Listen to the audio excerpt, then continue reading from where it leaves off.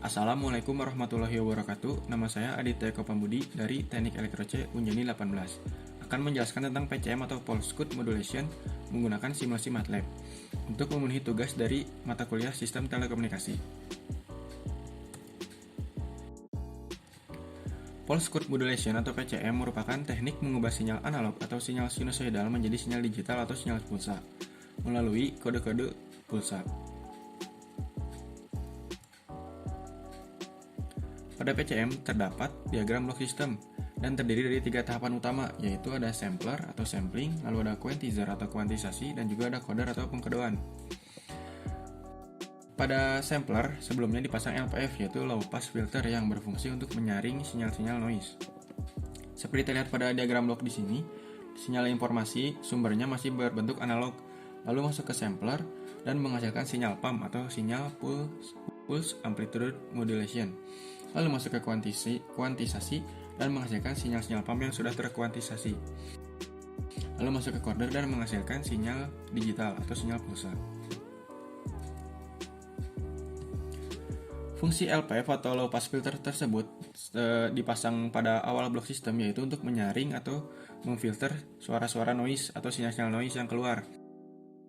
Jika sinyal noise-nya rendah, maka itu tidak bermasalah, tetapi jika sinyal noise-nya tinggi, maka itu akan merusak sinyal itu sendiri. Maka dari itu dipasang LPF atau low pass filter untuk menghilangkan suara yang tidak diinginkan. Seperti terlihat pada di gambar, sinyal input yang masih tercampur dengan noise bentuknya tidak baik. Lalu, untuk menghilangkannya menggunakan LPF dan menghasilkan sinyal output yang lebih baik.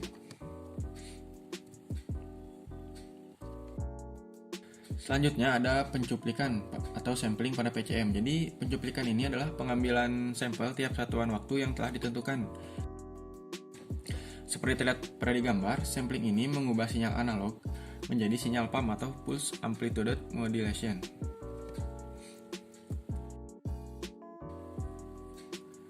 Pada saat sampling harus mengacu pada teorema Nyquist, di mana teorema Nyquist ini frekuensi pencacahnya harus minimal 2 kali lebih besar dari frekuensi tertinggi. Seperti terlihat pada di gambar, ketika 4 kHz, maka disampling rate-nya menjadi 8000 Hz atau 8 kHz. Nah, sinyal yang sudah disampling ini akan terbagi rata setiap time-nya atau setiap waktunya. Dari gambar sinyal ini sudah ada 20 bagian yang disampling. Lalu dalam 1 detik ada 20 kali pencuplikan. Satu pencuplikan di sini waktunya yaitu 1/20 second.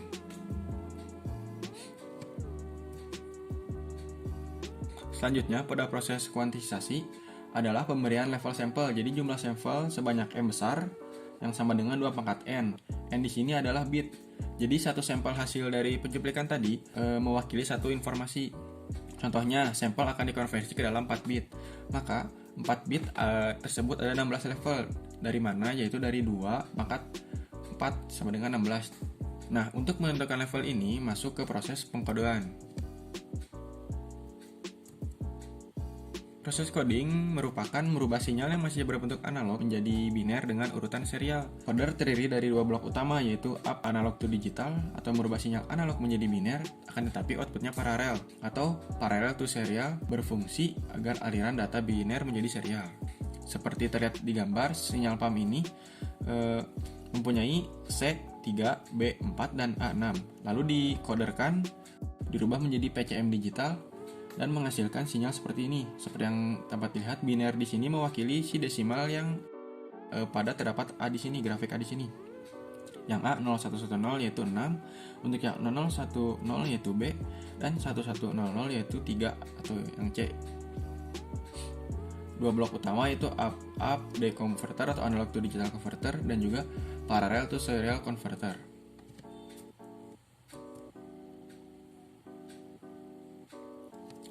Sekarang kita akan simulasikan menggunakan MATLAB. Untuk simulasi menggunakan MATLAB, pada skripnya terdapat beberapa bagian. Yang pertama terdapat bagian awalan, lalu sampling operation, kuantisasi proses, encoding proses, dan demulation. Pada bagian awalan terdapat perintah utama seperti CLC, clear, dan close all ini untuk menghilangkan perintah yang sebelumnya untuk memulai run baru. Lalu ada N 9 input, masukkan nilai N untuk sistem PCM. Ini berfungsi untuk pada command Windows nanti.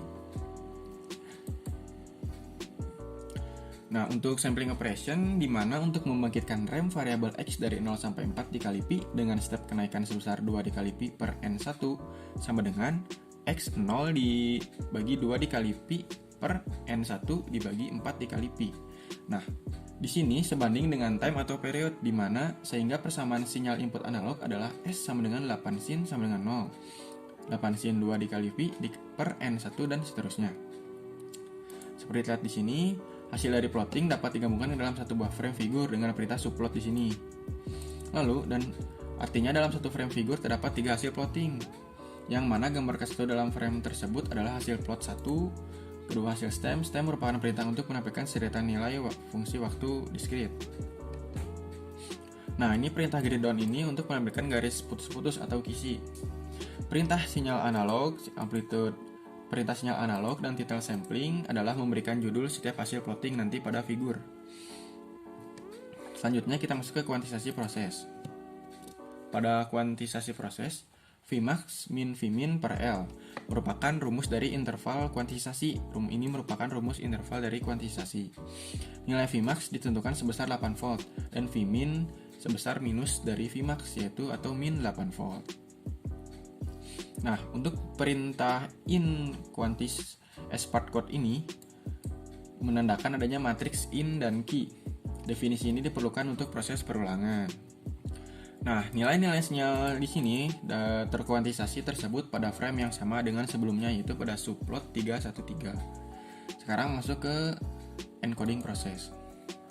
Pada encoding proses, perintah code D2BI atau in left MSB ini mengkonversi bilangan desimal menjadi bilangan biner, di mana nilai dari n ini merupakan matriks pada proses sebelumnya. Dan left MSB ini atau most significant bit artinya digit yang signifikan di kiri. Lalu dibuat frame figure baru melalui perintah subplot 211 ini. Jadi membuat frame figure baru agar terdapat dua gambar plotting pada frame figure ini dan hasil encoding ada di urutan yang pertama. Lalu nilai coded diplot dengan step persegi data digital atau stairs code. Kemudian batas sumbunya diatur dengan aksis 0 sampai 100. Ini untuk membatasi sumbu diatur 0 sampai 100 dan 2 3 yang artinya sumbu x min 0, x max-nya 100, y min-nya min 2 dan juga y max-nya 3. Nah, selanjutnya sekarang masuk ke demodulation. Pada demodulation, perintah Qn sama dengan reshape code and length code ini mengubah matriks code menjadi matriks Qn yang dengan ukuran baris sebanyak n dan kolom sebanyak length code per n. Dan perintah index B2D Qn left MSB ini mengubah nilai biner variabel Qn ke nilai desimal dengan nilai signifikan di kiri.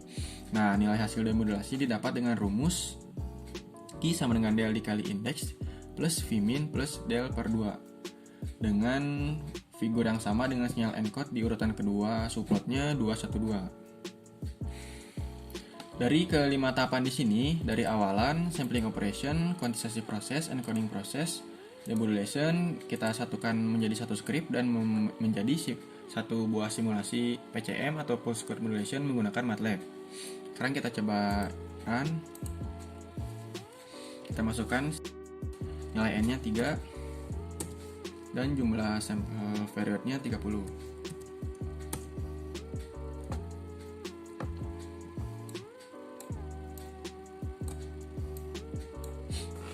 Nah, di sini sudah muncul figurnya, yaitu sinyal analog, sinyal sampling, sinyal kuantisasi, sinyal encode, dan sinyal demodulasi.